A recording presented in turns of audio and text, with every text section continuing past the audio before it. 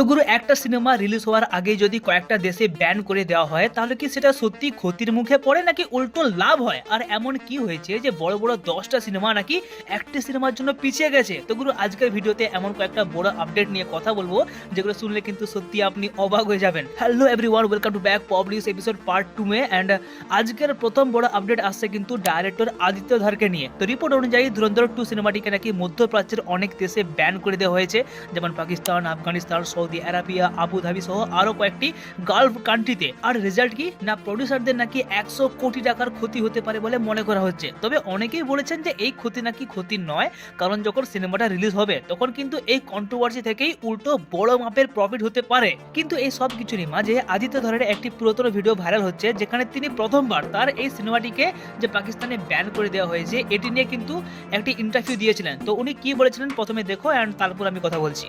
तो अगर पाकिस्तान में रिलीज नहीं हुई तो कोई फर्क नहीं पड़ता। मुझे कोई फ़र्क नहीं पड़ता। पाकिस्तानी फैंस के बारे में क्या कहना चाहेंगे जो पसंद करते मैं अगर वो ट्रस्ट करते हैं, अगर वो एक बार ये फिल्म देखें, उन्हें भी समझ में आएगा कि इसमें पाकिस्तानी जनता के खिलाफ किसी ने कुछ नहीं बोला है।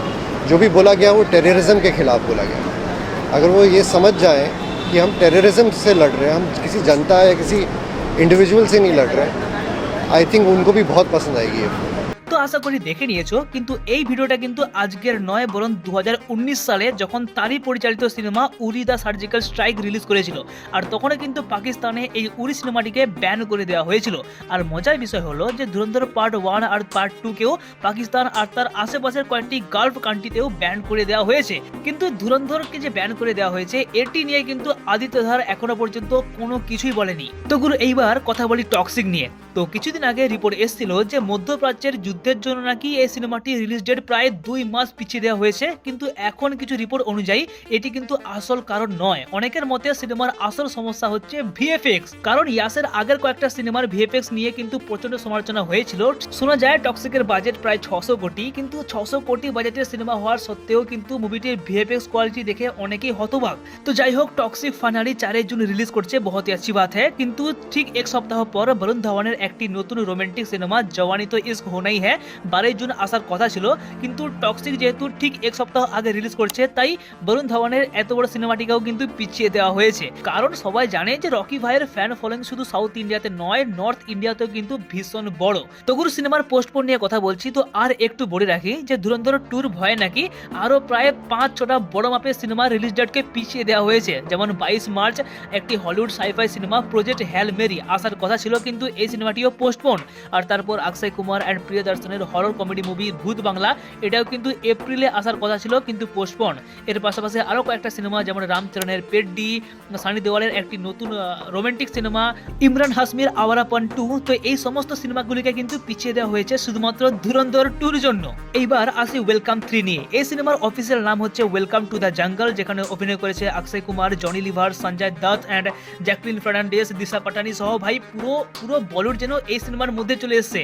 কিন্তু এখনো পর্যন্ত এই সিনেমাটি না একটি অ্যানাউন্সমেন্ট ভিডিও ছাড়া তেমন কিছু সামনে আসেনি, কারণ বারবার সিনেমাটিকে ডিলে করা হয়েছে। তবে এখন বলা হচ্ছে যে এই বছরই 26 জুন নাকি সিনেমাটি রিলিজ করছে। আর মজার বিষয় হলো যে রিপোর্ট অনুযায়ী ওয়েলকাম 4এও নাকি কাজ ইতিমধ্যেই চালু হয়ে গিয়েছে। আর এটাও বলা হচ্ছে যে ওয়েলকাম 4-এ নাকি সমস্ত পুরনো ক্যারেক্টারগুলিকে কামব্যাক করানো হবে, যেমন মজনু ভাই, উদয় শেট্টি, ডক্টর ঘুংরু। ভাই আমি দেখার জন্য লিটারালি পুরো এক্সাইটেড। এইবার সর্বশেষ আপডেট আলফা সিনেমা নিয়ে। এই সিনেমায় অভিনয় করেছে আলিয়া ভাট, সারবারি বাগ এন্ড ববি দেওয়াল। আর হ্যাঁ, বলে রাখি যে এই সিনেমা কিন্তু YRF স্পাই ইউনিভার্সারি একটি নেক্সট প্রজেক্ট, যেটি কিন্তু 10 জুলাই 2026-এ রিলিজ করেছে। জুলাই মাসটা লিটারালি ভাই সিনেমা লাভার্সদের জন্য খুবই স্পেশাল হতে চলেছে, কারণ 10 জুলাই যেখানে আলফা রিলিজ হবে তার ঠিক এক সপ্তাহ পর আসছে ক্রিস্টোফার নলেনের একটি নতুন সিনেমা দ্য অডেসি। আর লিটারালি ভাই এই সিনেমাটা দেখার জন্য কিন্তু I am very excited for that, যেখানে কাজ করেছে টম হল্যান্ড। এরপর 31 জুলাই আসবে স্পাইডারম্যান ব্র্যান্ড নিউ ডে, যেখানে আবারও টম হল্যান্ড স্পাইডারম্যান হয়ে নতুন ভিলেনের সঙ্গে লড়াই করবে। আর হতেও পারে যে এই সিনেমাটির গল্পটা কিন্তু in the future Avengers Doomsday সাথে কোনো কানেকশন হতেও পারে। বাকি আর আজকের পপ নিউজ বাস এখানেই। আর যদি আপডেট ভালো লেগে থাকে তাহলে কি করতে হবে তোমরা অবভিয়াসলি জানো ভাই, করে দাও সাবস্ক্রাইব।